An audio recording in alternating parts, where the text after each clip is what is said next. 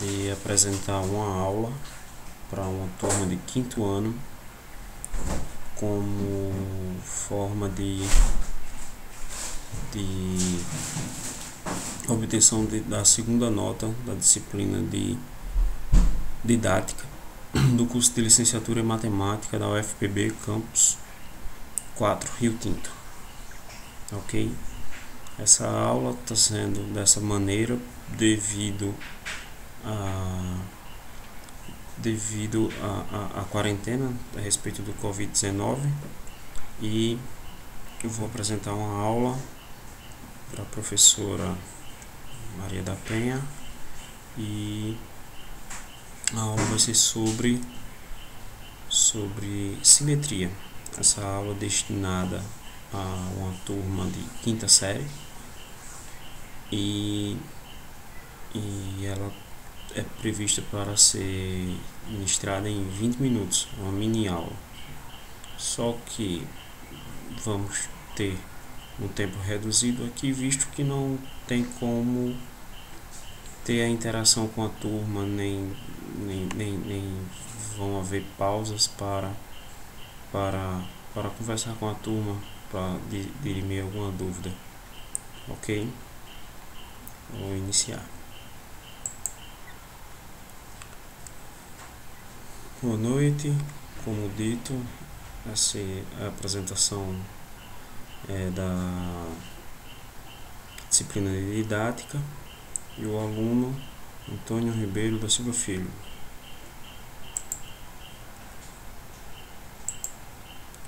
Simetria é por vezes definida como proporções perfeitas e harmoniosas, ou uma estrutura que permite que um objeto seja dividido em partes de igual formato e tamanho.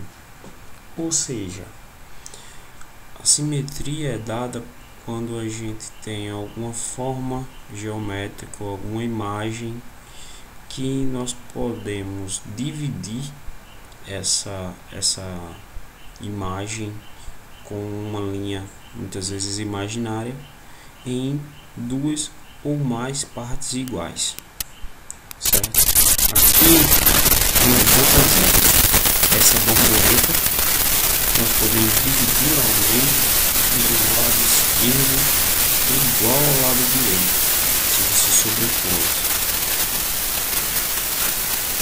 Ok? Aqui do lado nós temos uma flor. Essa flor pode ser dividida em várias partes iguais. Então, 1, 2, 3, 4, 5, 6, 7, 8, 9, 10 partes iguais. Iguais não a mesma. Essa parte aqui é simétrica a essa. Tem como espelhar de um lado para o outro. Existem alguns tipos de simetria, e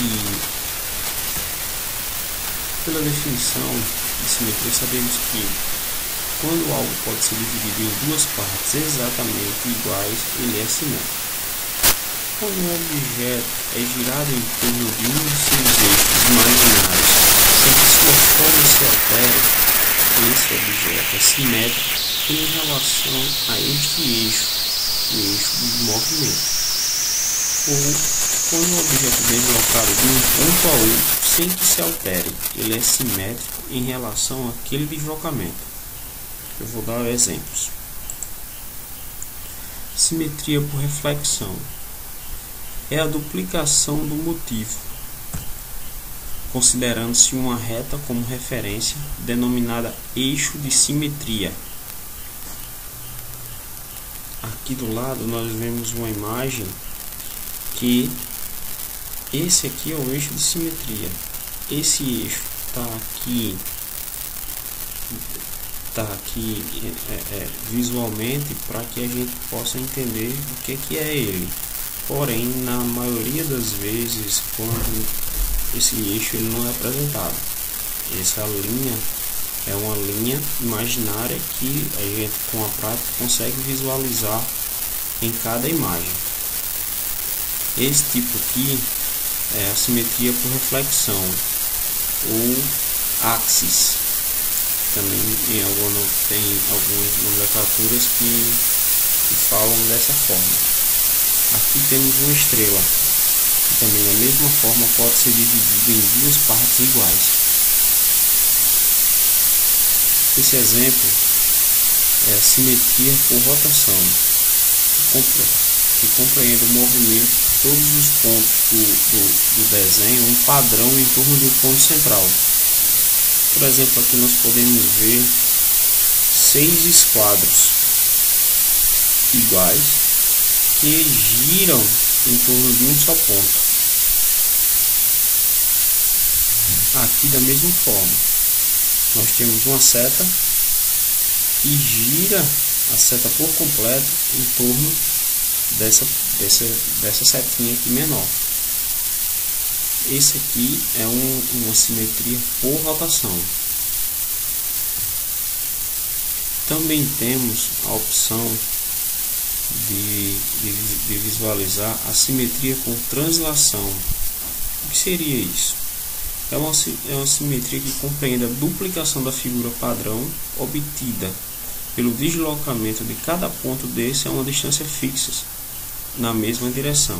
É como se nós pudéssemos pegar aqui esse quadrado ABCD, melhor, ACDB, e empurrar ele para uma determinada distância. Esse quadrado inicial é simétrico a esse segundo quadrado, ok? Também temos isso com formatos diferentes. Por exemplo, aqui nós vemos um quadrado com uma bola, e esse quadrado ele se repete várias vezes. A gente pode visualizar isso muito em ladrilhos, em cerâmicas, essas cerâmicas antigas de cozinha, aquelas cerâmicas portuguesas, que isso era muito comum, essa simetria dos desenhos formados pela cerâmica. Também temos a opção de ver a translação refletida, que ela é uma junção de dois tipos desses que a gente já falou. Ela consiste na translação da figura padrão seguida de uma reflexão. Nesse exemplo aqui, nós temos essa imagem, esse desenho, que ele é transladado para cá e depois refletido. Ele continua sendo simétrico à figura inicial. Agora vamos ter aqui alguns exemplos. Nós podemos dividir um quadrado em duas partes. Isso seria feito melhor exemplificado no quadro. Porém, aqui vou usar o recurso que me cabe. Como a gente divide um quadrado no meio? A gente pode dividir ela daquela forma inicial de simétrica no meio e fazer um espelhamento de duas partes. O que é que a gente tem quando divide um quadrado em dois? Nós temos dois retângulos. Ou poderíamos dividir o quadrado no meio, assim, dessa forma. Dessa forma nós iríamos ter dois triângulos, certo? O aluno também pode dividir o quadrado em duas partes assim. Ele vai passar a reta aqui e ele dividiu o quadrado em duas partes. Porém, dessa forma não existe simetria entre os dois lados do quadrado. É importante a gente ver esse eixo, a gente visualizar esse eixo simétrico sempre. Dessa forma aqui não deixa de ser uma divisão do quadrado em duas partes, porém não é uma divisão simétrica.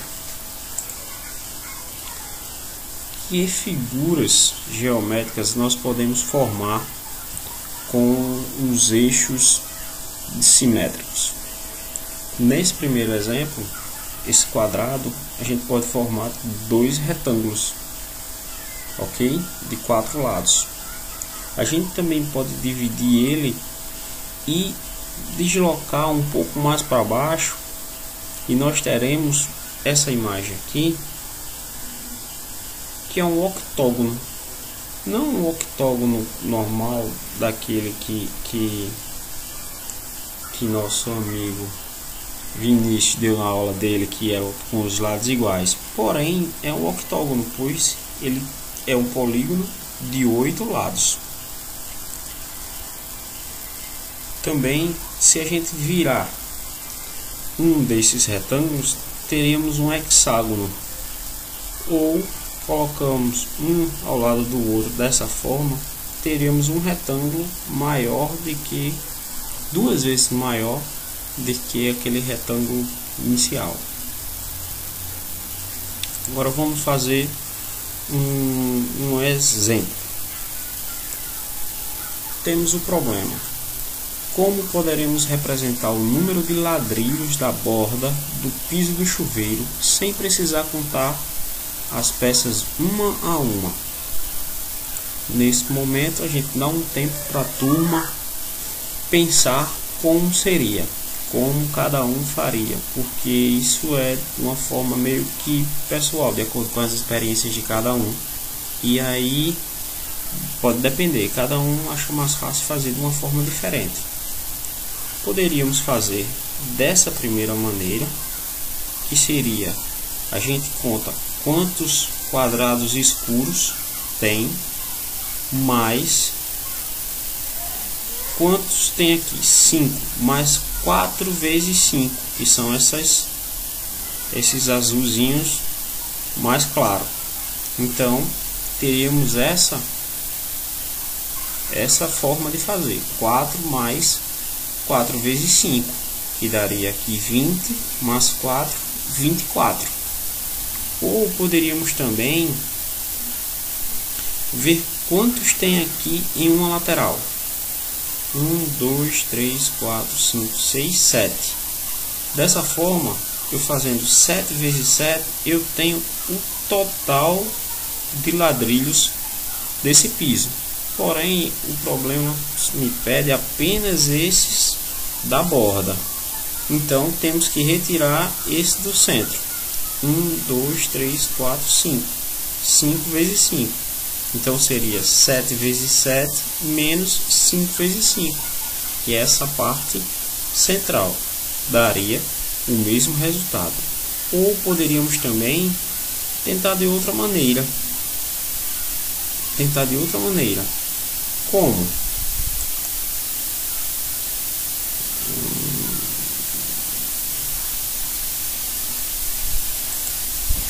Poderíamos também contar 1, 2, 3, 4, 5, 6 e 7.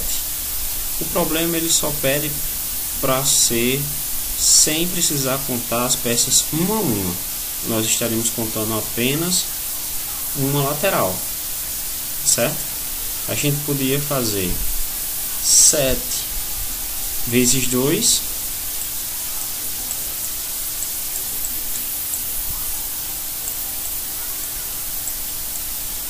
mais 1, 2, 3, 4,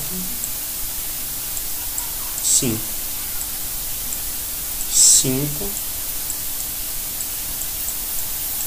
vezes 2, que seriam essas duas laterais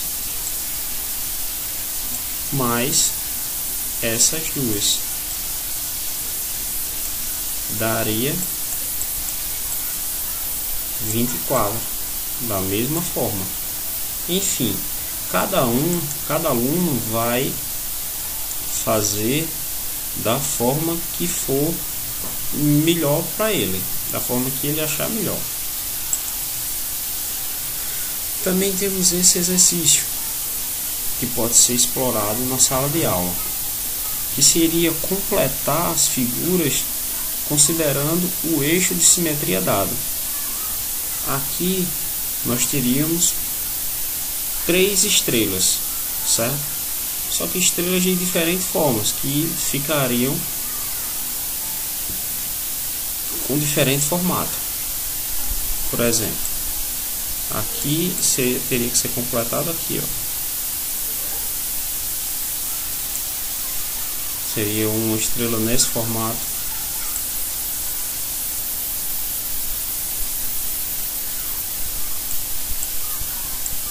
Aqui nesse formato.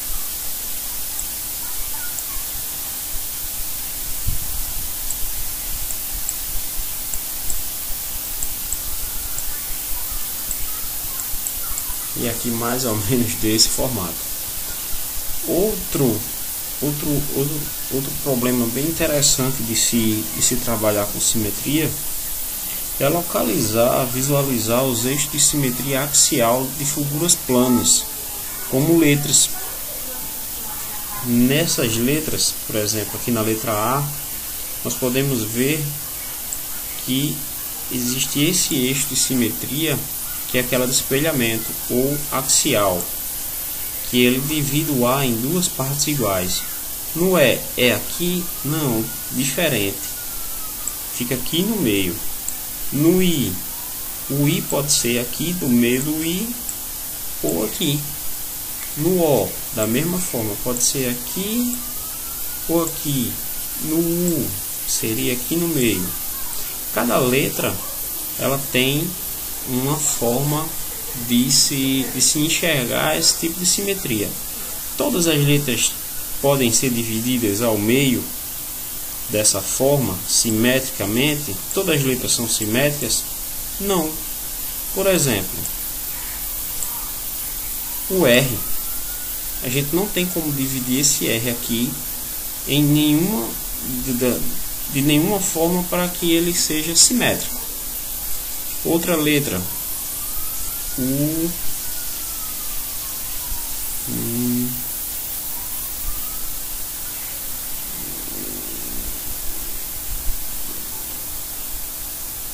não sei. Agora ficaria para a turma para a gente pensar em outra letra que não seria simétrica. Ok? Vamos passar para o próximo slide. Isso aqui é uma atividade a ser explorada.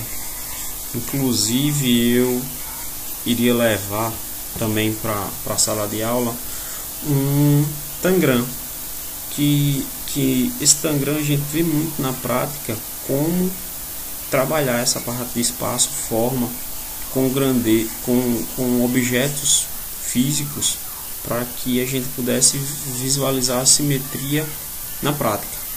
E seria bem interessante essa atividade. Aqui é um desafio para a gente utilizar com o tangram. Inicialmente eu iria mostrar essa figura e como a gente poderia formar essa silhueta desse pato, certo? Aqui como é que fica a silhueta sem a marcação das peças do tangram, ok? E o desafio final da turma seria desenhar esse gato apenas com as peças do tangram, que talvez desse tempo a gente iria fazer fazer essas peças na própria aula, que é também uma atividade muito interessante, produzir as peças do tangram. E por finalizando, esse é o gato com todas as peças, como ficaria, certo? Consequentemente, o intuito maior desse assunto seria promover a interação entre matemática e a vida matemática trabalhada na escola, ampliando a compreensão daquilo que se ensina, com a melhor atuação do aluno na vida e na escola. Porque essa parte de simetria ajuda muito na localização espacial do aluno, na localização espacial dele na vida dele, como ele pode se localizar no espaço. Ok? Dúvidas? Só se for por e-mail.